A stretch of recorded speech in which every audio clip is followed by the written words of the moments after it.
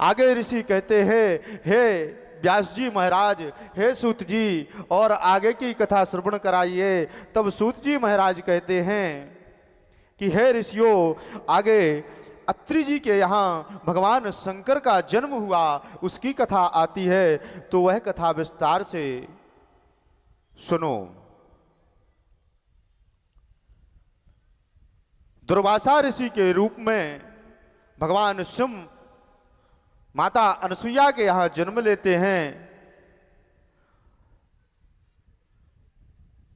एक समय की बात है भैया, अत्रि मुनि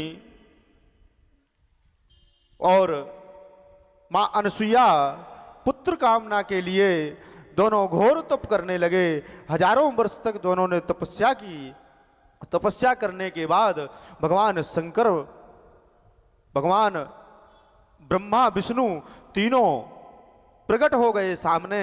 तपस्या के बाद तब अत्रि मुनि कहने लगे, हे महादेव, मैंने तपस्या तो केवल आपकी की थी, लेकिन आप तीनों कैसे प्रकट हो गए सामने? तब भगवान शंकर बोले, हे मुनि श्रेष्ठ, तुम्हारी भक्ति से मैं प्रसन्न हुआ, और तुम जिसके लिए तप कर रहे हो वह तप तुम्हारा आज सफल हुआ। मैं तुम्हें वरदान देता हूं कि हम तीनों देव, हम त्रिदेव बनकर तुम्हारे घर में जन्म लेंगे और तुम्हारे पुत्र कहलाएंगे। यह वरदान देकर भगवान शिव अपने धाम को गए। कुछ समय पश्चात इंद्र बड़ा छलिया है भैया, वहां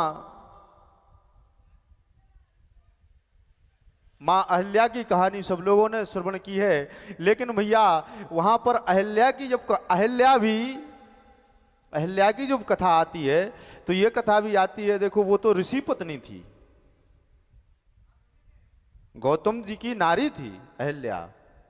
तो वहां भी एक संदेह रहता है, कई लोग बताते हैं कि भगवान ने, जैसे टीवी में दर्शाया गया कि भगवान ने उस शिला के ऊपर पैर रख दिया तो वह पत्थर से नारी बन गई,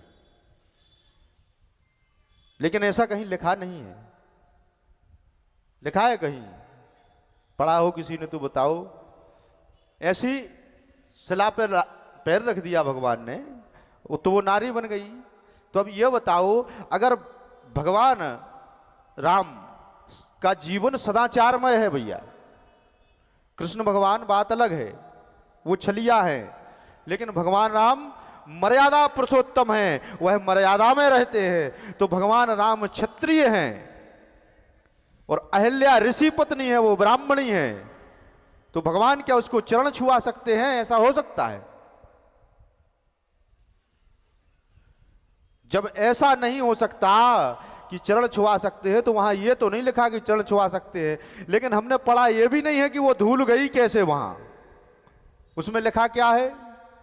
गुरुजी ने कहा कि हे रघुवीर, चरण रज चाहती कृपा करहो रघुवीर, आपके चरणों की रज चाहती है, सो कृपा करो रघुवीर। अब इतना लिखा, इतना लिखने के बाद सीधी चौपाई आ गई कि शिला से तुरंत दूसरी चौपाई आई है कि शिला से नारी हो गई।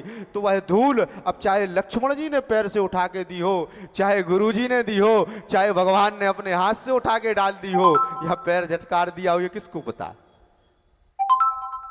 लेकिन धूल से, भगवान के चरणों की धूल से वह नारी हुई थी, ना कि भगवान के चरण के स्पर्श से। भगवान के चरणों की धूल की बड़ी महिमा है भैया, और भगवान के चरणों की धूल से ज्यादा महिमा गुरुदेव के चरणों की धूल की है। हम तो कहते अपने अपने गुरुदेव के चरणों की धूल को जो नित्य सेवन करता है, उसके लिए संसार में किसी भी योनि में नहीं भटकना पड़ता, डायरेक्ट सदगति होती है उसकी। तुलसीदास जी ने लिखा है कि जो अपने गुरु के दाहिने पैर के अंगूठे का धो करके